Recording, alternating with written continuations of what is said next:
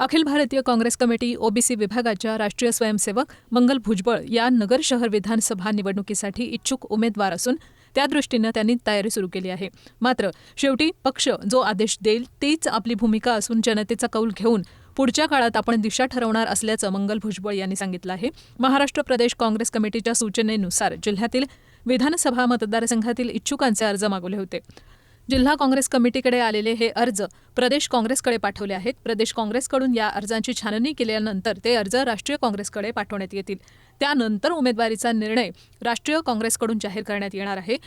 मंगल भुजबळ यांनी सध्या मतदारांच्या भेटीगाठी सुरू केल्या असून नगर शहर मतदारसंघातून आजपर्यंतच्या इतिहासामध्ये महिलेला कोणत्याच पक्षानं तिकीट दिलं नव्हतं. त्यामुळे काँग्रेसनं जर आपल्याला उमेदवारी जाहीर केली तर निश्चितच आपण नगर शहर विधानसभा मतदारसंघात बदल घडून आणू शकतो आणि नगर शहर विधानसभेचं प्रतिनिधित्व करणारी पहिली महिला म्हणून आपण विधानसभेत निवडून जाऊ शकतो असा विश्वास मंगल भुजबळ यांनी व्यक्त केला.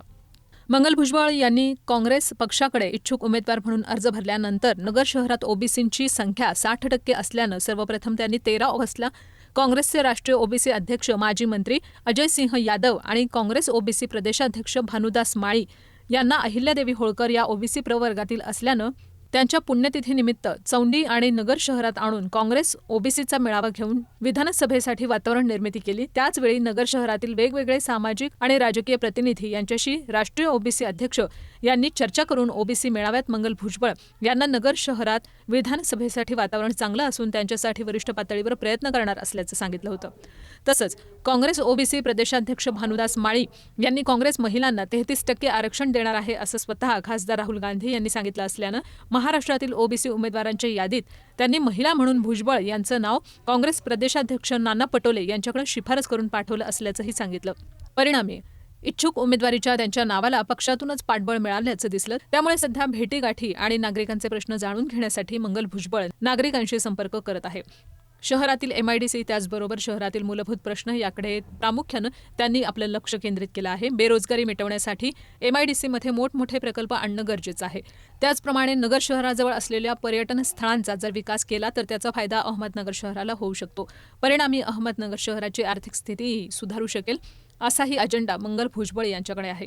त्यामुळे निवडणुकीची उमेदवारी जाहीर केल्यानंतर आपण सर्व गोष्टी जनतेसमोर आणणार असून त्याच बळावर जनता आपल्याला निवडून देईल असा विश्वासही मंगल भुजबळ यांनी व्यक्त केला आहे. काँग्रेसचे राष्ट्रीय पदाधिकारी असून येणाऱ्या विधानसभेमध्ये अहमदनगर शहर विधानसभा मतदारसंघासाठी इच्छुक उमेदवार आहे. इच्छुक उमेदवार असल्याचा तसा काँग्रेस पक्षाकडे अधिकृत अर्ज भरलेला आहे. त्यामुळे मी अहमदनगर शहरातील नागरिकांच्या भेटीगाठी घेऊन जनतेचा कौल घेऊन पुढील दिशा ठरविणार आहे. अहमदनगर शहर मतदारसंघातून आजपर्यंतच्या इतिहासामध्ये महिलेला विधानसभा निवडणुकीसाठी कोणत्याच पक्षाने तिकीट दिलेले नाही. त्यामुळे काँग्रेसने जर आपल्याला उमेदवारी जाहीर केली तर निश्चितच नगर शहर विधानसभा मतदारसंघात बदल घडू शकतो आणि नगर शहर विधानसभा मतदारसंघाचे प्रतिनिधित्व करणारी पहिली महिला म्हणून आपण विधानसभेत निवडून जाऊ शकतो.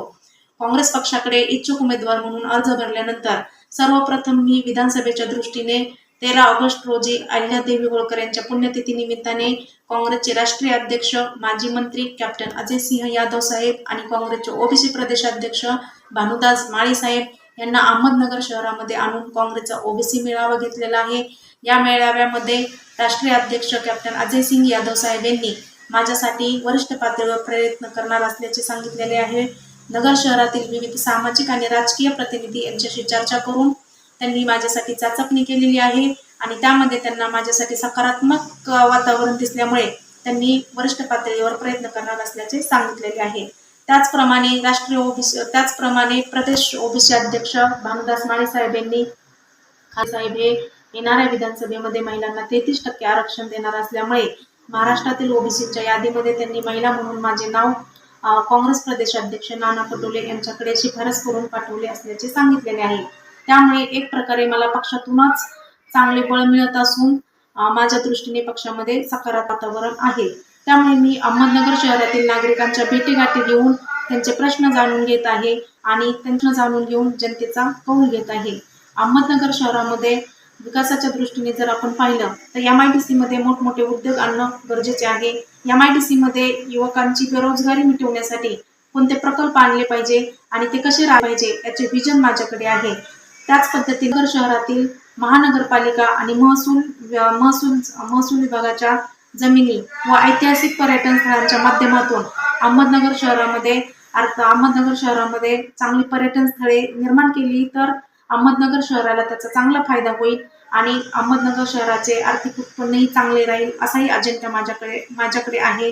त्यामुळे काँग्रेस पक्षाने माझी उमेदवारी जाहीर केली तर येणाऱ्या काळामध्ये अहमदनगर शहराच्या विकासाच्या दृष्टीने कोणते बदल इथे करणं गरजेचे आहे आणि ते कशा पद्धतीनं बदल केले पाहिजे हे मी जनतेसमोर मांडणार आहे आणि त्याच बदल मला निवडून देईल असा मला विश्वास आहे.